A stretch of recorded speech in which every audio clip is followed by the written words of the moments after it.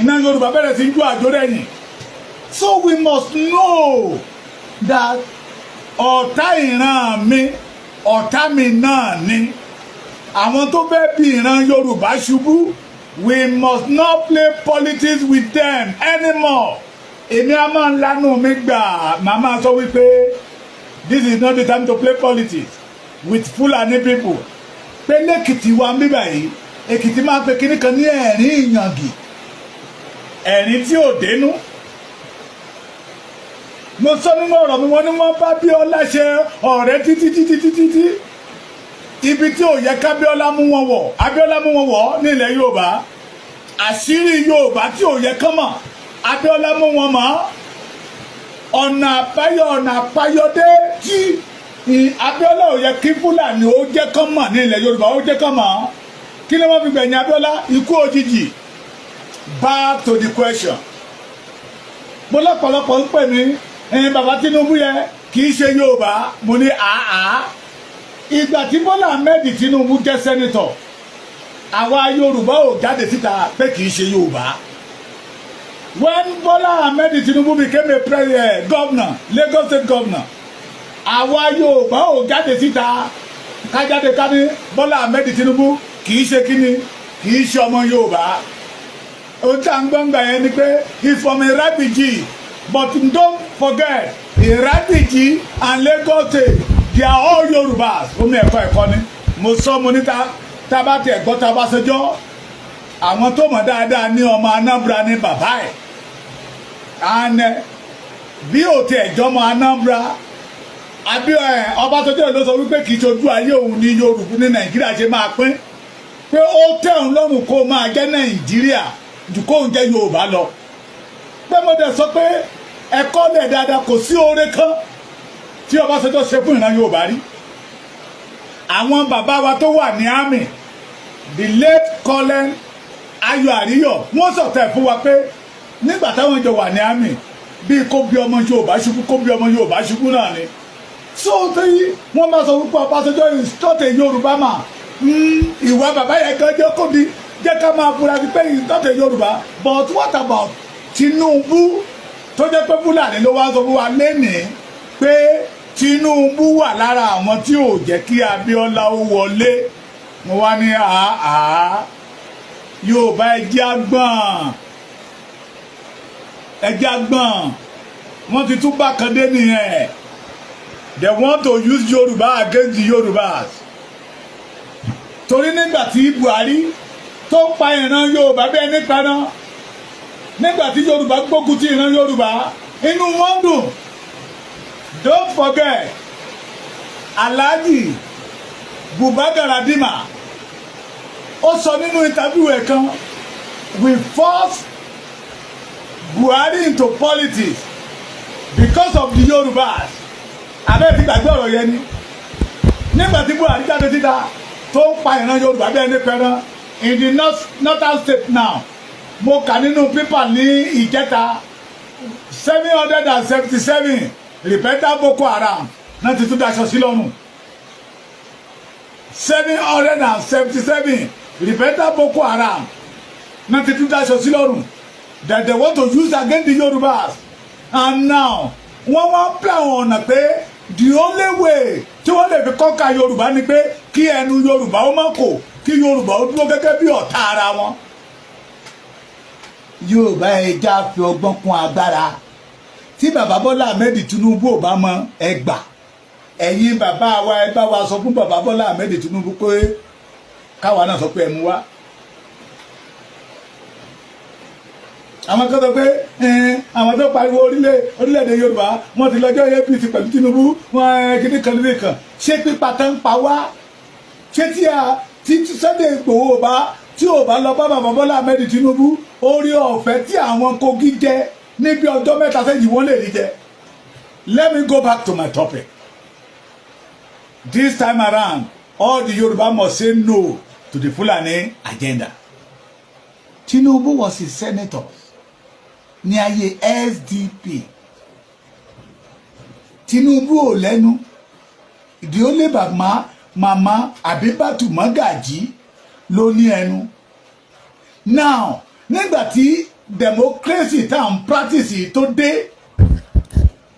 ẹ mọ ró tí Tinubu ti pa tó kó nígbà yẹ Kudi rédíò tó mú dèrò London pẹ̀lú Káyọ̀dé Fáyemí bíbáyìí ọ̀nà tó náà ti pàdé ara wọn. Now 1999 also 1998 1999 tí wọ́n plan democracy tá a wà mẹ́yìí tí wọ́n fẹ́ ṣe primary election ní Èkó ní under AD Tinubu was number 3rd. ẹgbẹ́ abẹ́ dáhùn Mama Buckner àwọn gangan ní Afẹ́nifẹ́re ó ní ẹgbẹ́ tí bàbá wa Fúnṣọ́ Williams wà ó ní ẹgbẹ́ tí bàbá Tinubu wà but the role tí Tinubu play nígbà ayé Abíọ́lá làwọn bàbá yẹn fi sọ wípé ẹjẹ́ ọmọ yìí tá a rán sí Abacha yìí ọmọ yìí tó borí lakú yìí ẹjẹ́ ká lò ọ̀nà tí Tinubu fi di gọ́vnà Lagos State nìyẹn ẹ lọ bèrè lọ́wọ́ àwọn àgbààgbà tó ṣojú wọn we somebody like me mo kéré ń gbà yẹ but àwa náà lórí ọ̀fẹ́ láti máa wá àwọn àgbààgbà tó ń decide kọ́lọ́run kó fi ọ̀run kẹ́ bàbá Alhaji Ganiu Daudu bàbá Ganiu Daudu ló mú bàbá Tinubu wọlé bí ọmọ màmá Àbíbátù Mọ́gájì rèé Tinubu did know Lagos State that time ọdún méjì first tenure bàbá Tinubu lẹ́kọ̀ọ́ ibi tí bàbá Tinubu ti bẹ̀rẹ̀ sí lẹ́nu ọ̀rọ̀ lẹ́kọ̀ọ́ nígbà tí wọ́n gbé AC wọlé tó di ACN níbo ló ti wá jẹ́ Tinubu ní ó jẹ́ kábíọ́lá wọlé I can say it categorically pé Abíọ́lá jèrè iṣẹ́ ọwọ́ ẹ̀ ni Abíọ́lá ló sọ fún bàbá Awólọ́wọ̀ pé ṣòróyè ni ò ní róyè oúnjẹ nígbà tí Abíọ́lá náà ń ṣe kìtàkìtà màmá ìyàwó bàbá wa Jeremiah Ọbáfẹ́mi Awólọ́wọ̀ náà ní Abíọ́lá ìwọ náà ṣòróyè ni ẹ ò ní róyè oúnjẹ níbo ló ti wá kan Tinubu ni ò jẹ́ kí Abíọ́lá ó dórí oyè ẹ má jẹ́ ká fi ìtàn tí ò jẹ́ òdodo láti fi da ẹ̀rín Yorùbá rú ẹ̀ ń gbọ́ mi bí they want to use Yoruba against the Yorubas they want to use Yoruba against Bola Ahmed Tinubu Yoruba if you fail láti lo opportunity ọlọ́mọdé kí ìran Yorùbá ó ṣe ẹrú àṣedọjọ́ alẹ́ so don't mind them ọ̀nà tó ń gbà da ìran Yorùbá lólè wọ́n tún gbédé propaganda and divide and rule propaganda and divide and rule 1993 ni wọ́n àná June 12 àbí bẹ́ẹ̀ kọ́ Tinubu ò tí ì dá ní Èkó ń gbà yẹ o Tinubu ò dá ní Èkó o mi ò sọpọ́tì bàbá Tinubu o ṣùgbọ́n mò ń sọ ilé kí ẹ̀yin àgbààgbà lè Yorùbá kẹ́ ẹ lè kíyè sára àtọmọdé wa àtàgbà wa ká má fọwọ́ ara wa gbẹ́kànga ìparun lẹ̀ di ara wa ká má fọwọ́ ara wa kó ṣẹ̀kẹ̀ṣẹ̀kẹ̀ síra wa lọ́wọ́ ní ìkóríta tí ìran Yorùbá wà kò sí ohun tó yẹ kí Fúlàní sọ kí ìran Yorùbá gbà pé lóòótọ́ àti lódodo ni gbogbo ọ̀nà náà fi fẹ́ dominate ilẹ̀ Yorùbá gbogbo ọ̀nà náà fi fẹ́ wá ọ̀nà láti pa ìran Yorùbá nu kí ìran Yorùbá má sí mọ́ irọ́ ni wọ́n ń pa irọ́ ni wọ́n ń pa the first tenure Tinubu ní Èkó ọdún méjì first tenure Tinubu as a governor ní Èkó àwọn bàbá Abraham Adesanya àwọn bàbá Ganiu Daudu chief Adéfioyè but nígbà tí Tinubu ṣẹ́ǹjì ẹ̀ mọ́ wọn lọ́wọ́ tó di ACN AC from AC to ACN lágbára ló bẹ̀rẹ̀ sí dé sọ́wọ́ bàbá Tinubu ẹ wá wo yí àyẹ sí ìgbà tí oyè bọ́mọ Abíọ́lá lọ́wọ́ they know that they are the one that finish Abíọ́lá wọ́n fẹ́ mọ́ máa fi rọ̀ọ̀rọ̀ ká tó lè dá wàhálà sí àárín Yorùbá lọ́rùn ni tí èdè Yorùbá ò fi ní yíra wọn mọ́ tẹ́ ẹ bá ti rí wọn ẹ jìnnà sí wọn and I want the Yorùbás kó máa rìn ìgìlétí wa nobody can stop Boko Haram by Sultan of Sokoto pípa tó ń pa ọmọ Yorùbá káàkiri kọ́mẹ̀tì wo interview wo ní Sultan Sokoto grand oni tàbí Àtíkù torí iṣẹ́ tán rán àwọn ọmọ wọn ni wọ́n jẹ́ mọ́ kí Ọmọlúkà you are welcome bódà mi Yusuf you are welcome Saidi Ìtọ́lá Adárábóyé ojú òní tì yín lẹ́nu ọjọ́ mẹ́ta iṣẹ́ àná ní àbí ìjẹta wọ́n ní àwọn Nàìjíríà mi wọ́n kọlu àwọn Boko Haram níbì kan Àtíkù jáde síta he condemned the action of Nigeria military ó ní àwọn èèyàn wọn náà ń pa so they don't want to emulate the Boko Haram ó yẹ kí ẹ̀yin Yorùbá ti mọ̀ wípé àwọn àgbààgbà Fúlàní olóṣèlú yìí àwọn ló wà lẹ́yìn àwọn Boko Haram yìí so they want to cause confusion.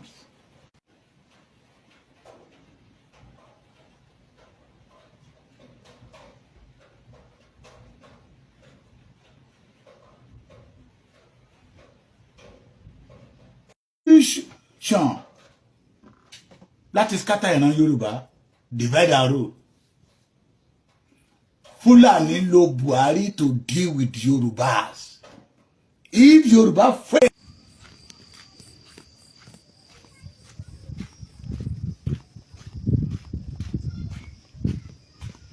Tamantawa Kamatarawa they use Buhari Muhammadu Buhari, General Muhammadu Buhari, to deal with Yorubas. Ẹ̀mí tó sọnù. Divide and rule. Tí wọ́n gbìn sí àárín ọmọ Yorùbá ló sì ń fún àwọn Fúlàní àwọn Boko Haram wọn lórí ọ̀fẹ́ láti máa pa ìran Yorùbá bí ẹni pẹran. Lẹ́nu fẹ́rẹ́ tí bàbá Bọ́lá Ahmed Tinubu débẹ̀ yìí. Ẹ̀mí ọmọ Yorùbá tó ti sọnù mọ́ wọn lọ́wọ́ ó ju eléyìí tó sọnù nígbà Buhari lọ so if we the Yorùbá fail káwa náà ká lo Tinubu ṣe ló yẹ kí gbogbo wa ká dèrò mọ́ bàbá Tinubu lọ́rùn pé tí ò bá mọ ẹ gbà àwa mọ ẹ mú wá that is why làwa kan fi ní pé òkè ẹ jẹ́ ká dìde fún ààbò ilẹ̀ Yorùbá tọwọ́ wa bá tẹ̀kù dà tán tá a bá sọ fún wọn pé àfẹ́ wọn lórí ilẹ̀ wa mọ́ tí wọ́n wá gbèjà wá we will be able to face them àwọn ará bíbá ìgbọ́n nínú àrékérekè wọn if state tó lè free 777 Boko Haram kan ní wọ́n fún wọn ní amnesty ní ilẹ̀ Yorùbá bíbá kò lè ṣẹlẹ̀ tí Yorùbá bá fẹ́ràn ara wa lóòótọ́ that we know that we must not be a slave under the Fulani regime tí a bá ti lórí ọ̀fẹ́ yẹ láti gba ìran àwọn Kogi àti àwọn Ìgbómìnà tí a bá ti lo bàbá Tinubu now to deliver the Kogis and Ìgbómìnà we are in trouble. Ntójú rí lẹ́nu lè sọ adé ìlú kan ń bẹ̀ tán dá wa dúró tá à ń jọ ń sọ̀rọ̀ tó ń sọ fún wa wípé àwọn àjòjì yẹn gan pọ̀ ju ọmọ onílùú pé tán bá bẹ̀rẹ̀ fàájì wọn lóru báyìí wọ́n tún máa lé ọmọ onílùú kúrò nílùú ni nílẹ̀ Yorùbá ni o làwọn wá jáde síta ń sọ pé Tinubu ó wà lára àwọn tí ò jẹ́ kábíọ́lá kó dé ipò ààrẹ because they don't want the Yorùbá to succeed ẹ jẹ́ ká gbọ́n ṣé rí gbogbo eléyìí tí Tinubu ń ṣe lọ́wọ́ yìí tí Tinubu bá kúrò ń bẹ̀ if Yorùbá fail to use this opportunity Kuma àti Ama ni wọ́n máa gbá máa yẹran Yorùbá lórí tó bá padà dọ́wọ́ wọn mọ́ tán torí wọn ò rí ntí Buhari ṣe pé ó fẹ́ fọ́ wọn torí eléyìí tí Tinubu ṣe yìí sí ṣé ìran Yorùbá kan ti jèrè Tinubu ni but they want to call confusion pé àṣé Tinubu wà lára àwọn tí ò jẹ́ kábíọ́lá wọlé ọ̀pọ̀ ọmọ Yorùbá ti sọ wípé Tinubu yìí ṣọmọ Yorùbá ọmọ bò wá ní o àwọn kan ní Togo ní ìyá ẹ̀ ti ní bàbá ẹ̀ ti wá bàbá ẹ̀ wá pẹja lẹ́kọ̀ọ́ ni irọ́ bàbá ẹ̀ wá ṣiṣẹ́ alágbàro ní ìrágbèjì ni ó ṣe wá jẹ́gbà tọmọ títí wá bá dókè ó ṣe jẹ́gbà táwọn bàbá wa títí wá bá gòkè tán láṣẹ wàá mọ̀ pé kì í ṣe ọmọ Yorùbá àwọn tó mọ̀ tó jẹ́ Fúlàní ẹgbẹ́ wọn wọ́n mọ̀ pé Abacha is not a Nigeria it's a Niger but àwọn ò sọ síta wọ́n mọ̀ pé Buhari gan is from Niger àwọn ò sọ síta because they want to deal with Yoruba race. Bẹ́ẹ̀ ẹnu àwa Yorùbá ẹnu àwọn àgbààgbà ẹ̀ náà láti gbọ́ pé iná ìsìsì kì í jóyàn lẹ́ẹ̀mejì ẹ ṣe já ránṣọ wa níbi tó ti yá. We must not give them opportunity again to destroy the Yoruba race. Torí pásítọ̀ òfúnra pánsájá sí náà àjà òfúnra àjà jìn tí onílé ò bá fúnra ó lè ní oko Yorùbá ó lè tó fẹ́ kó lè wá ti wà lẹ́yìn wa. Àwọn bàbá yẹn àwọn kábíyèsí ọba tá lọ bá ní okun náà ń jẹ́ kó di mímọ̀ fún wa pé ilẹ̀ Yorùbá ní bíbà yìí wọ́n sọ ìtàn ń tó fi pé wọ́n ní yàgbà ìyá àgbà ló sì lódì yàgbà ṣùgbọ́n tẹ́ bá dé ìlú yẹn lénìí tẹ́ bá dé ọjà wọn bí ìgbà tí Fúlàní bá pàtẹ òwò ní wọ́n ti gba ìlú yẹn mọ́ wọn lọ́wọ́ eruku nígbà tá a débẹ̀ àwọn kọ̀ọ̀kan ṣe ń padà sí ìlú ni ẹ wo short video tó wà ń ta ibẹ̀ ní Sunday Igboho ti bọ́lẹ̀ nínú mọ́tò. If you fail, the Yoruba fail to use Tinubu, let us forget about politics now. Let us think about the Yorubas. We must forget about politics now. Ọ̀nà àbáyọ tí ìran Yorùbá òfin ní kú ikú ẹlẹ́yà lọ́wọ́ àwọn ará bíbá yìí tí wọn òfin ní máa fẹ̀mí Yorùbá ṣòfò mọ́. Àwọn tó dárí jì àwọn ọmọ wọn 777 ex Boko Haram tó sọ wọ́n di repentant Boko Haram ìròyìn àná ọ̀ ìjẹta ni mo ṣe ń sọ. They know what they are doing because they want to deal with Yorubas. On the 16th ṣé on the 16th ni on the 15th Sunday Igboho ló wọ okun àti lo 1 hour nígbà tọ́mọ Fúlàní kan ti jáde sí àtọ́ ti sọ pé òun gbọ́ pé Sunday Igboho ti wà ní òkun náà. Federal government and state government must investigate because they know the type of who Sunday Igboho is. Torí pé àwọn ò fẹ́ kẹ́nikẹ́ni ó dá wọn lọ́wọ́ kó iṣẹ́ burúkú tó ń ṣe fún ìran Yorùbá wọ́n wá ń parọ́ fún wa ọ̀pọ̀lọpọ̀ ọmọ Yorùbá dẹ̀ ń tẹ̀lé tó bá dàbí àrífín bàbá Tinubu ẹ má bínú ta ni bàbá Bọ́lá Ahmed Tinubu ní 1999 welcome my brother ẹ káàbọ̀ ta ni bàbá Bọ́lá Ahmed Tinubu ní 1999 senator kí Babangida gan tó wà náà June 12 gbogbo àwọn gómìnà gbogbo àwọn senator yìí ló ti lé dànù àwọn Yoshia Ayu was a senate president ó ti lé gbogbo wọn dànù Olusegun Osoba was a governor of Ogun State ó ti lé dànù Olumile was a governor of Ondo State ó ti lé wọn dànù Kọ́lápọ̀ Ìṣọ̀lá was tọ̀yọ́ ó ti lé dànù Olusegun Osoba was a governor of Ogun State ó ti lé wọn dànù Ọ̀tẹ́dọ́lá was governor of Lagos State ó ti lé gbogbo wọn dànù 1999 sí 1998 ọdún méje yẹ gan that kan tó máa bẹ̀rẹ̀ politics wọn 1999 làwọn náà sọ àwọn gómìnà àbí bẹ́ẹ̀ kọ́ 1991 to 1999 that is 8 good years ẹ bá mi fi 2 years kún torí towards the first tenure ó ní agreement tó wà láàrin bàbá Bọ́lá Ahmed Tinubu àwọn bàbá Dáúdà Ganiu Dáúdà àti bàbá Abraham Adesanya let me call the AD leader that time ẹmọ sinero tó ṣẹlẹ̀ láàrin bàbá Tinubu àti deputy ẹ̀ngbà yẹn lọ́wọ́ mama Bucknors ibi tí Tinubu ti bẹ̀rẹ̀ sí great grand nìyẹn Abiola ti lọ ń gbà yẹ. We must not allow them to use fake news, fake story to destroy the Yoruba race again. Because they have agenda. hidden agenda to deal with Yorubas. Ẹ̀yin àgbààgbà ilẹ̀ Yorùbá ṣé ló yẹ kẹ́ ẹ so mọ́ Tinubu lọ́rùn pé àwọn ó yẹ kó ti yé yín náà wọ́n pa Abíọ́lá tán wọ́n tún wá ń lọ ikú ẹ̀ mọ́ ọ̀run ẹ̀yin Yorùbá kẹ́ ẹ lè mọ̀ pé àwọn tẹ̀ ń bá tayò yìí Sátánì gbénú wọn. They are evil. They are not your friend. They are your enemy. Torí ọ̀tá ìran yín, ọ̀tá yín náà ni. They want to take over everything. They want to take over our land. Wọ́n pa Abíọ́lá tán. Wọ́n wá ń lọ ikú ẹ̀ mọ́ ọmọ Yorùbá lọ́rùn. So they want the Yorùbá to hate ọmọ Yorùbá ẹgbẹ́ wọn. Ká máa praise wọn. Ká máa praise wọn.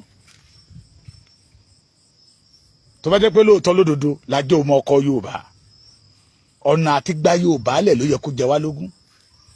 Tó bá jẹ́ pé lóòótọ́ lódodo ní ìfẹ́ ìran wa wà lọ́kàn wa kò sí nǹkan tó yẹ kí irú wọn sọ ká gbàgbọ́ pẹ̀lú nǹkan tí fojú wa rí pẹ̀lú nǹkan àdẹ̀sí ń rí lọ́wọ́. Tó bá jẹ́ pé lóòótọ́ àti lódodo nǹkan pè ní ọmọlúwàbí yẹn wà nínú wa lóòótọ́ a lè ṣẹ́ra wa. A lè ṣẹ́ra wa. Bàbá Muyideen Bello nínú lecture wọn kan wọ́n ní lókè ọya téèyàn méjì bá ń jà èèyàn kan gbẹ́dọ̀ kú ní ọ̀dọ̀ wọn lọ́hùn téèyàn méjì bá ń jà èèyàn kan gbẹ́dọ̀ ṣe kìnnì ó gbẹ́dọ̀ dágbére fáyé pé ṣùgbọ́n ní ilẹ̀ Yorùbá máa sọ pé bá ń jà bíi kakúkọ́. Bàbá ń jà bíi kákúkọ́ ó ti pẹ́ tó ti lo divide and rule yẹ to destroy the Yorubas, to scatter the Yorubas, to turn Yoruba against the Yorubas. Onímọ̀ fi sọ fẹ́ yín olóṣèlú wọ́n ń la ọ̀nà fún yín bẹ́yìn náà ṣe máa rí owó òṣèlú jí àwọn ló tún máa gbà lọ́wọ́ yín tí wọ́n bá rí gbà wọ́n á pa yín bẹ̀yìn ni wọ́n wá sọ yín di adìyẹ tẹ́nìyàn ń bọ́ tó ń dàgbàdo fún. Nígbà tó bá dàgbà tó bá rí pé àgbà adìyẹ àkùkọ yẹ ó fẹ́ ruga mọ́ èèyàn lọ́wọ́ wọn á dọ̀bẹ́dẹ lọ́rùn wọn á pàdánù. Ọ̀rẹ́ wo eré kí la Jámbẹ́kùn ṣe mo ní mo wà nínú ìtàn bóyá káwa tó dé kírú àwa ẹ̀ tó délé ayé ṣùgbọ́n nígbà tá a délé ayé yìí ó ti tọ́jọ́ méje ó ti tọ́jọ́ mẹ́ta tán nínú ìtàn tí a tún gbọ́lẹ̀ táwọn bàbá wa kọ́ ọmọ Yorùbá wo ló forí ṣe ló fọrùn ṣe. You are welcome, sir.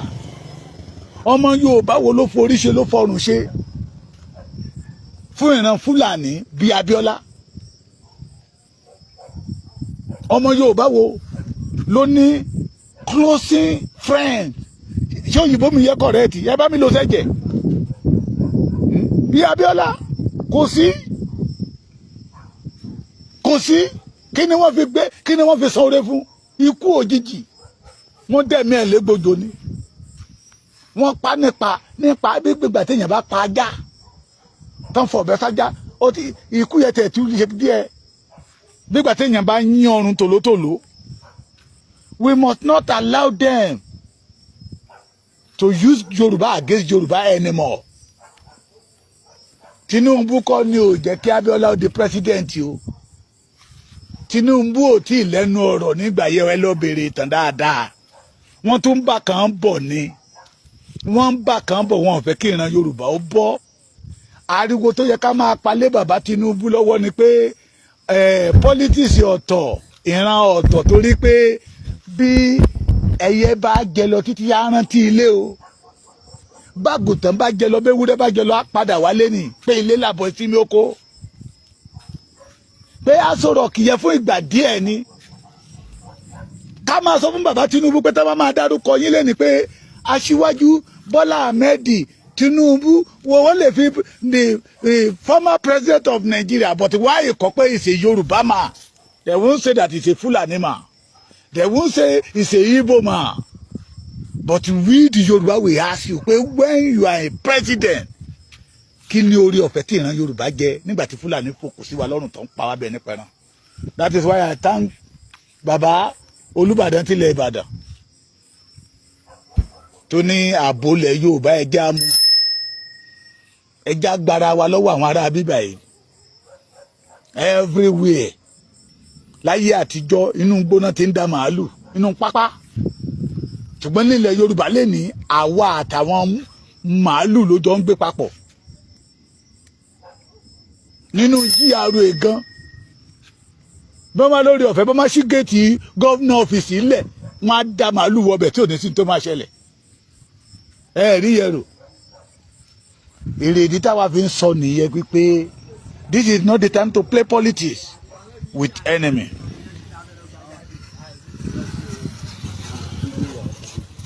mo ní lẹ́kìtì wọn bẹ́ẹ̀ wọ́n máa ń pe kíní kan ní ẹ̀rín ìyàngì ẹ̀rín tí ò dénú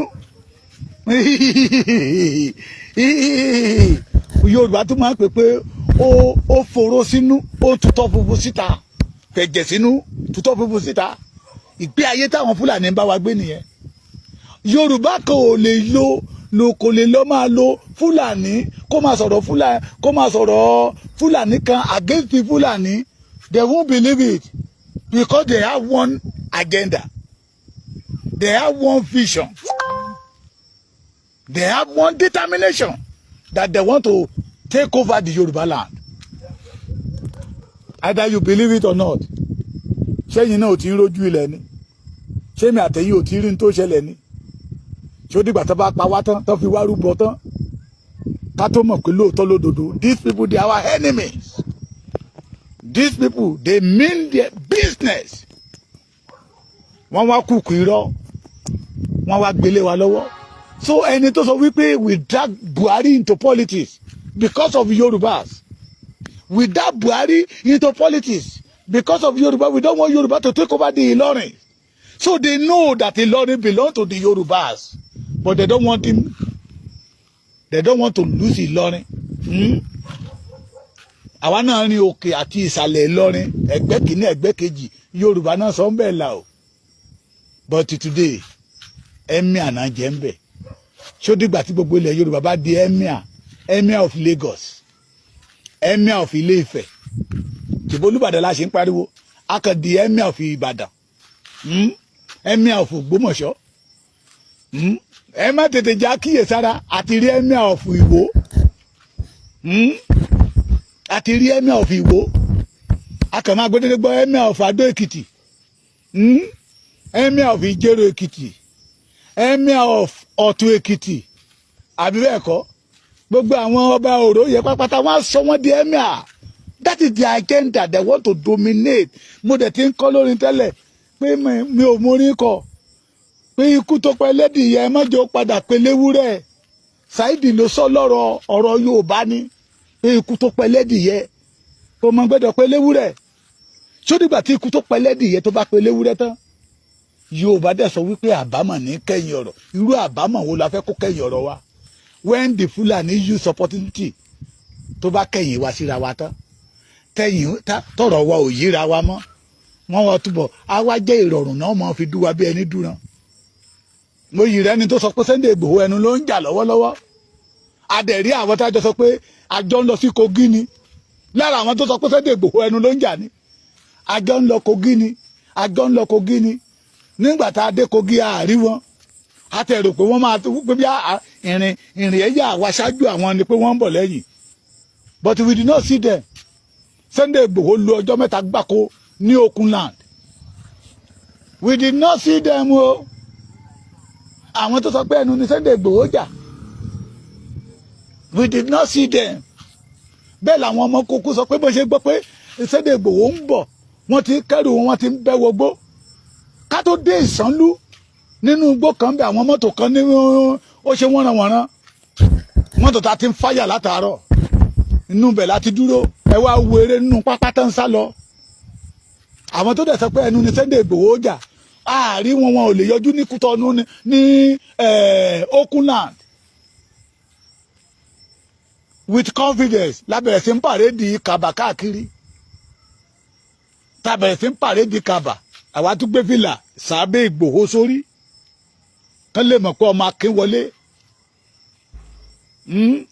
The Yoruba we must have one agenda láti gbàyà wa lọ́wọ́ Fúlàní not to use ourselves to destroy the Yorubas. Tá bá ti lu ara wa tá pull wọn down, they will use that access to conquer the Yorubas. And I want the Yoruba peoples to remember ìtàn àwọn Hausa. Ni mo fi máa sọ pé ikú tó pẹ́ lẹ́dìyẹ kò gbọdọ̀ pẹ́ léwúrẹ́. Àwọn yẹn náà ń lò láti ṣe àwọn èèyàn wọn ní jàǹbá kán tó ràn wọ́n lọ́wọ́ kí ilẹ̀ wọn tó di titi wọlé ní. We must not allow them. Èrè ìdí tèmi fi pé all the governor in Yoruba land. Béwúrẹ́ bá jẹ lọ á padà wálé o. Wọ́n ní béwúrẹ́ bá jẹjẹjẹjẹ tí òyò ìgbẹ́ lójú máa tì. Ohun tẹ́yin bá ṣe nígbà tẹ́ wà nípò lónìí á dé tẹ̀bọ́dọ̀la. Those who call themselves a politician today, a senator today, a rep today, tó jẹ́ pé n tẹ́ lọ ṣe ní house ni pé I support the motion, and the Fulani is planning how to destroy your father's land. You are still saying I support the motion. Fulani is planning how to pioneer the Yoruba land. You say I support the motion.